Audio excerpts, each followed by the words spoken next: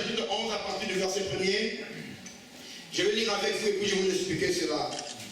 Là, déclare, lorsqu'ils approchèrent de Jérusalem et qu'ils furent près de Bethphagée et de Béthanie, vers la montagne des Oliviers, Jésus envoya 2 de ses disciples en leur disant, allez au village qui est devant vous. Dès que vous serez entrés, vous trouverez un anneau attaché sur lequel aucun homme ne s'est encore assis. Détachez-le et amenez-le. Si quelqu'un vous dit, pourquoi faites-vous cela? Répondez, le Seigneur en a besoin. Et à l'instant, il le laissera venir.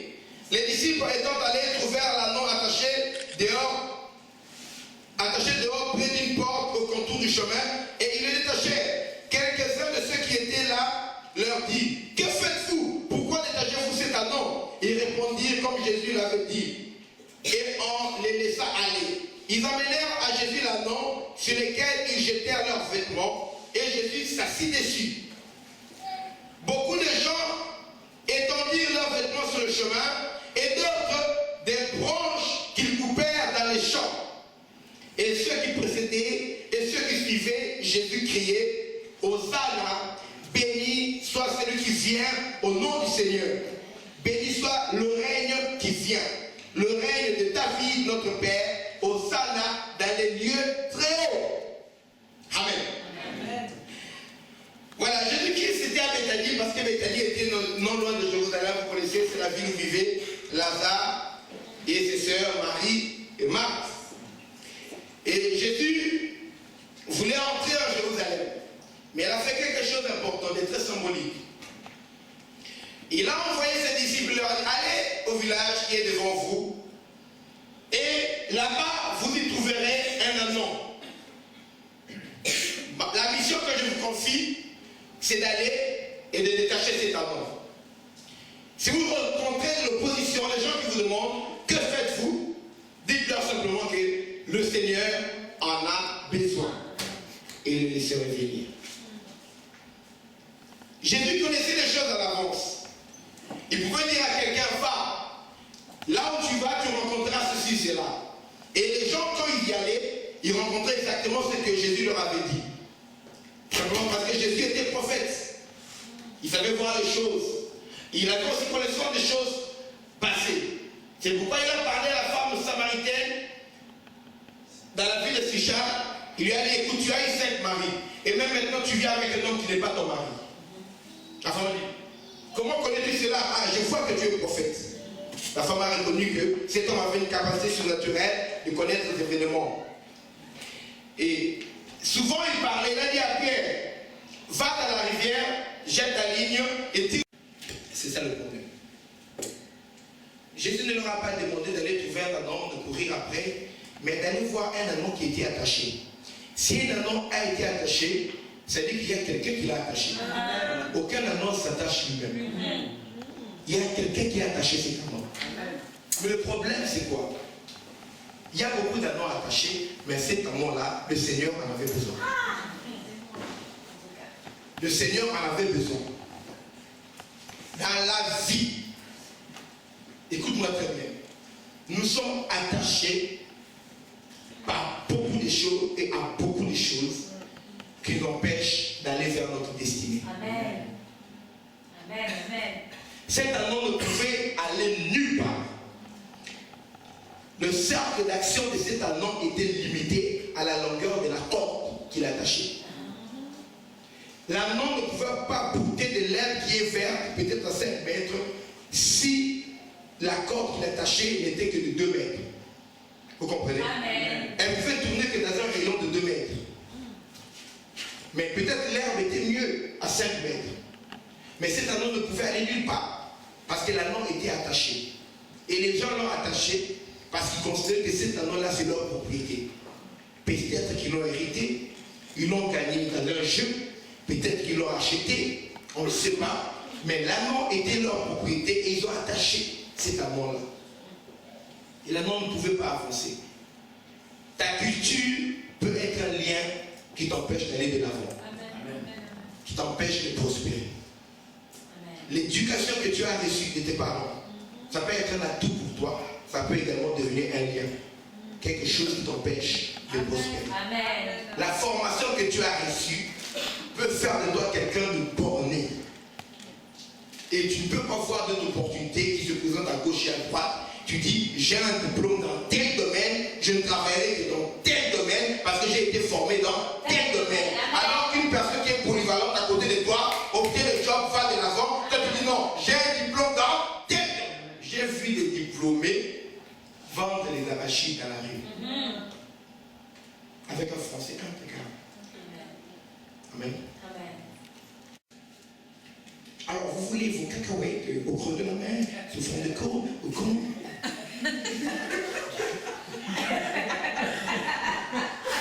Non, mais monsieur, c'est moi écoutez, monsieur. En venant acheter, je ne vais même pas considérer ce que vous avez lu précédemment, nonobstant vos déclarations. Nonobstant. Mais vendeur des cacahuètes. Tu donnes la main? Nos cultures peuvent être des liens. Mon nom est Mohamed. Hassan Malek Haja. Je grandis dans une famille musulmane.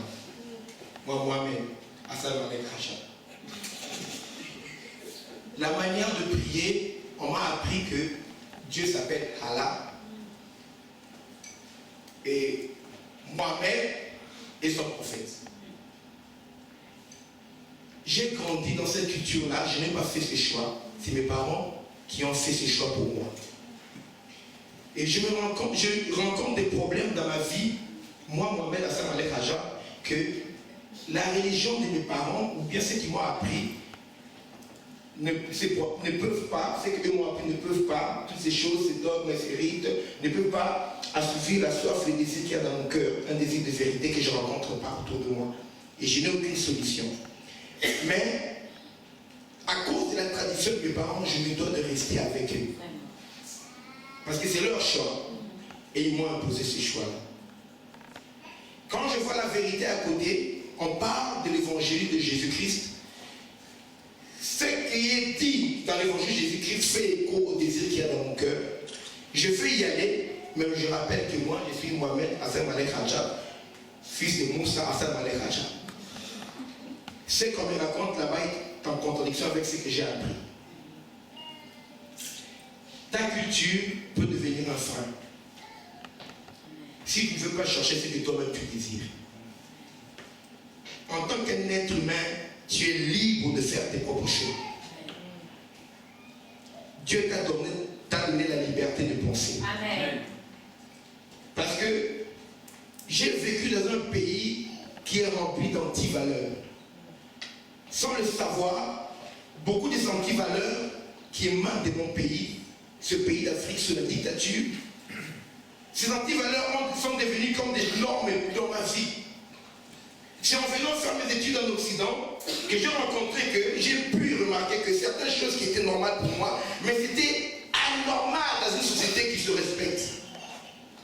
Et quand tu dis moi, j'aime ceci, je veux ceci, pose-toi la question, c'est que tu aimes là, où l'as-tu appris?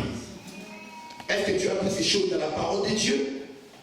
Ou tu l'as appris seulement chez les hommes? Ou tu l'as appris chez tes instituteurs? Ou tu as appris ces choses chez tes parents? Et ce que tes parents t'ont appris, est-ce qu'eux avaient le monopole de la vérité? Parce qu'à côté d'eux, peut-être il y avait des parents qui disaient des choses comme le nœud, ça veut dire que mets dans ta tête toi-même ce qui peut lier ta vie et qui t'empêche de les voir. C'est que le Seigneur attend de toi. Nos parents à nous ont lié nos vies sans le savoir. Je suis de culture africaine. Mes grands-parents, pour avoir des solutions à leurs problèmes, ils allaient des fois se réunir devant la tombe de l'ancêtre de quelqu'un qui est décédé. Ou dans les réunions des familles, ils invoquaient le nom de quelqu'un qui est décédé. Amen.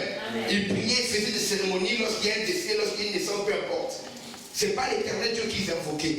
Ils invoquaient les esprits de leurs ancêtres. Or, les gens dans les cas que les morts n'ont plus pas aucune activité, c'est que c'est sur le soleil. Maintenant, quand on invoque les morts, on voit des actions se faire. Ce n'est plus les morts qui agissent, c'est les démons qui prennent l'identité de ces morts et qui viennent agir. Amen. Et des fois, les gens tombaient en transe, ils parlaient. C'est moi, Edouard, c'est moi, Edouard. Je fais ceci, je fais ceci. Pour ma fille, donner tel héritage. Pour mon enfant, j'ai caché quelque chose sous l'arbre. Et puis, les gens allaient y trouver les choses exactement comme la personne en transe avait prédit. Ce n'était pas la personne qui est décédée qui parlait, mais c'est le mort, pardon, c'est l'esprit des démons, l'esprit un peu qui parlait à la place. Et nos parents ont adoré, ont voué des cultes à ce mauvais esprit. Et la déclare que ceci.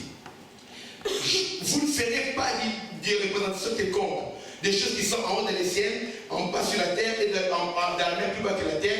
Vous ne les adorez pas, vous ne rendez pas culte. Parce que c'est un Dieu jaloux qui punit l'iniquité des pères sur les enfants et sur les enfants de leurs enfants jusqu'à la 3e et à la 4e génération.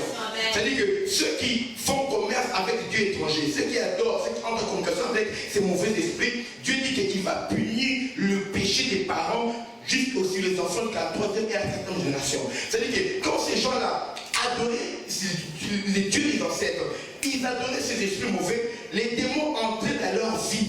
Et selon la loi de Dieu, la conséquence de ce péché pouvait demeurer jusqu'à 4 générations. Si c'était mon grand-père, imaginez, ça descend, première génération c'est mon père, deuxième génération c'est moi, c'est-à-dire qu'il y a encore mes enfants et les enfants de mes enfants sont susceptibles d'être maudits à cause de ce que mon grand-père a fait.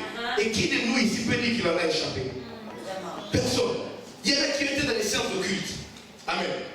Allez en Normandie, allez en Bretagne, allez là-bas pour voir le culte qu'on rend là-bas. Parce que c'est contre ici, ne croyez pas que le christianisme c'est la religion des blancs. Non. Le christianisme vient d'Israël. Les Européens, les Français, les Italiens sont des idolâtres. Amen. Vous comprenez ça? Amen. On leur a prêché l'évangile, c'est alors qu'ils se sont convertis. Amen. Comme on a prêché l'évangile à nous. Quand vous lisez Paul, là, Paul a été à Corinthe, c'est en Grèce, ils ont été jusqu'en Espagne, ils ont été dans l'île de Malte, ce sont les territoires européens. Paul a été à Rome, épître de Paul aux Romains. Paul n'est pas romain, il a écrit aux Romains. C'est-à-dire qu'on a évangélisé ces cultures. Et comme ils étaient à côté, l'évangile est arrivé avant chez eux. Nous, comme on était un peu loin en Afrique, l'évangile est arrivé. Et même des fois, chez nous, même en Afrique, là, l'évangile est arrivé plus avant même Rome. Vous savez ça? Amen. Vous savez, l'unique Éthiopien qui venait d'Éthiopie, quand il a été évangélisé par Philippe, il est rentré avec l'évangile, il a cru en Jésus, il a été baptisé. Et il est rentré avec l'évangile, il était le conseiller de la reine d'Éthiopie. Et il a amené l'évangile dans le palais royal. Et l'évangile a commencé à se répandre alors qu'en Rome, les missionnaires n'étaient même pas encore allés. Donc partout nous avons été évangélisés. C'est-à-dire que les Français sont possédés par les démons comme autant que les Africains, autant que les Chinois, autant que les Indiens, autant que les Haïtiens et les Jamaïcains. Chacun dans sa culture a quelque chose qui le lie, qui l'empêche d'aller de l'avant pour voir la vérité. Alors quand le Seigneur vient, il dit, j'ai besoin de toi, viens. Ne laisse plus ta culture te lier. Ne laisse plus, oh, moi je viens de tel endroit, de tel contrée, moi je suis habitué à telle manière de prier. Si c'est que tu écoutes, tu penses que tu crois que c'est la vérité, bien, mais il faut croire à la vérité. Aujourd'hui, si tu entends sa voix, n'endurcis pas ton cœur. Amen, amen, amen. On a eu pendant le séminaire des gens, on a entendu des fois des gens qui criaient. Je suis son grand-père. Je me nomme tel. Je l'ai possédé par ceci, par ceci. On a fait servir de défense ici. Et la personne se réveille, on lui dit, voici ce qu'on a entendu l'esprit dire en toi. La personne n'a rien dit, ça s'est passé ici. Oui, c'est vrai, j'ai mon grand-père, c'est ceci. C'est-à-dire que les gens sont liés sans le savoir. Et nous vivons dans une vie où les gens vivent dans le péché. Amen. Vous savez, quand tu vis dans le péché, oh, c'est la liberté. Quand tu rencontres quelqu'un, vous avez des rapports sexuels ensemble, des rapports sexuels illicites, qui sont pas dans le cadre du mariage. Là, le cas que les deux personnes, si tu t'attaches à la prostituée, devient avec une seule chair. Les démons peuvent transiter une personne et aller dans une autre personne avec des rapports sexuels. Et combien les gens côtoyant ou bien se transférant les démons les uns les autres. Ça veut dire que les démons que tu as rencontrés dans ta vie vont lier ta vie. Amen. Tu as des esprits, tu rêves une femme, tu as toujours des rapports sexuels avec une femme la nuit, et une femme tu rêves toujours, une femme qui n'est pas connue d'homme, des jeunes filles qui n'ont pas connu d'homme physiquement, mais rêvent toujours d'un homme qui vient coucher avec eux. Et quand se réveille le matin, des fois, il y a des femmes qui sentent réellement comme si c'était avec un homme. Mais sache que la nuit, tu es déjà marié. Ces démons-là ne voudront pas que tu te maries le jour. chez toi. Tu es un bel homme, tu travailles, mais aucune femme ne peut venir rester avec toi. Elle vient, elle prend le vieux chez toi et puis il faut aller épouser ton copain, ton meilleur ami. Mais toi, tu restes de la sorte. Tu es lié. Je te dis aujourd'hui que le Seigneur a besoin de toi. Ce que le Seigneur propose pour toi est meilleur que ce que tu vis l'endroit où tu es attaché. Lève ta tête, écoute la voix du Maître. Aujourd'hui, si tu entends sa voix, n'endurcis pas ton cœur. Toi-même, tu es témoin. Mets ta fierté de côté. Tu es témoin que tu as besoin de Jésus. Le Seigneur t'appelle parce que c'est lui qui t'a créé. Il connaît ce qu'il a à faire avec toi. Le Seigneur veut que les gens le voient de la gloire, mais avec toi. Vous savez, au lieu que cet amour soit attaché, vous savez ce qui est arrivé à l'anneau. Demandez-moi qu'est-ce qui lui est arrivé. Quand on a amené l'anneau à Jésus, aussitôt que l'anneau est arrivé, avant que Jésus prenne l'anneau, les gens sont venus. Parce que la destination de Jésus, c'est entrer dans Jérusalem. Alléluia. Qui sera bientôt la capitale mondiale où le Christ régnera pendant 1000 ans. Jésus devait aller à Jérusalem. La grande ville, il voulait que les gens le voient. Mais qu'est-ce qu'il a fait? Les gens ont apporté leurs vêtements. Ils l'ont posé sur Jésus. Est-ce que c'est ça? Non. Les gens ont mis leurs vêtements sur l'anneau. Les vêtements chers, on l'a couvert l'anneau. L'anneau qui était nu, on l'a couvert de vêtements de luxe. Et mieux que ça, on a mis les vêtements tout au long du chemin où devait passer Jésus. On a mis les branches, on a mis tout au long du chemin. Et Jésus s'est assis sur l'anneau. Et Jésus marchait pour entrer dans Jérusalem. Les gens acclamaient Hosanna. Et écoutez, mais Jésus n'a pas marché sur les vêtements. Qui a marché sur les vêtements? C'est l'anneau qui était attaché. Il est entré dans la gloire. Les vêtements des riches étaient là. Les vêtements des hommes d'affaires. Les vêtements des prophètes. Les vêtements des lévites étaient là. L'anneau, l'animal indigne, il a marché sur les vêtements. Jésus était dans la gloire, mais c'est l'anneau qui marchait, bien aimé, dans ton travail. Jésus, quand il est assis sur toi, on te mettra les vêtements par terre. Ton patron dira, il y a beaucoup de gens qui sont employés ici, mais toi tu es différent. Je te confie quelle responsabilité. Oh, il vient d'être engagé. C'est nous qui lui avons pris le travail. Oui, mais il y a quelque chose derrière celui. Dis-toi, Jésus est assis sur moi. Jésus est l'anneau qui porte Jésus. Il y a beaucoup d'anneaux qui sont encore attachés. Sors de ces liens. Sors de ces liens. Je veux couper les liens au nom de Jésus. Alléluia. Alléluia. J'accepte comme il provoque. J'accepte qu'on fasse un procès contre moi. Mais je couperai ces liens au nom de Jésus. Amen. Amen. Amen. J'accepte qu'on me traite de charlatan. Mais je couperai ces liens dans ta vie au nom de Jésus. Amen. J'accepte qu'on me traite d'ambitieux. De gourou. Je couperai ces liens au nom de Jésus. Les gens feront la différence. Amen. Amen. Amen. Ne me cherchez plus autour de là. Amen. Je suis dans Jérusalem. Jésus sur moi. Le roi est sur moi. Quand tu es détaché, les gens vont continuer de chercher à côté de l'arbre. Ils disent non, le Seigneur a besoin de moi. Il va te traiter. Je suis dans la ville. Je ne suis pas dans un petit village. Je suis dans la ville. Le fils de David est sur moi. Le vêtement sur mes pieds. La révélation. Remember that name. Que vous le vouliez ou pas, vous verrez ce nom. J'avais toujours dit, j'ai toujours dit, quand je me coucherai pour rejoindre mes pères, je laisserai mon nom ou à Bantou comme un passeport à mes enfants. Amen. Ça c'est sûr. Gloire à Dieu. On cite mon nom, ça leur ouvre des portes. Amen. Amen. Amen. Amen. Ça demande une discipline. Amen. Ça demande beaucoup de travail. Et toi, quel est ton nom? L'une des conditions de l'appel de Dieu à Abraham, il lui a dit quoi? Je rendrai ton nom. Je rendrai ton nom. Je suis la troisième génération qui porte ce nom à Bantou. Je suis le seul qui les fait connaître nos 3 continents. Amen. Dieu a dit, je rendrai ton nom. Je suis encore jeune. Amen. Amen. Amen. Je continue à travailler. Amen. Et je viens d'une ville née sous la dictature, une ville aux conditions bizarres, une grande métropole africaine jadis, mais qui a été abandonnée à son propre sort. Une vie qui est pillée, une vie qui ne répond plus aux normes. La ville de Kinshasa, un pays qui est devenu la risée du monde aujourd'hui. Mais ce pays-là qui a nourri la plupart des chefs d'État africains, centrafricains, et tout ça, ont étudié à Kinshasa.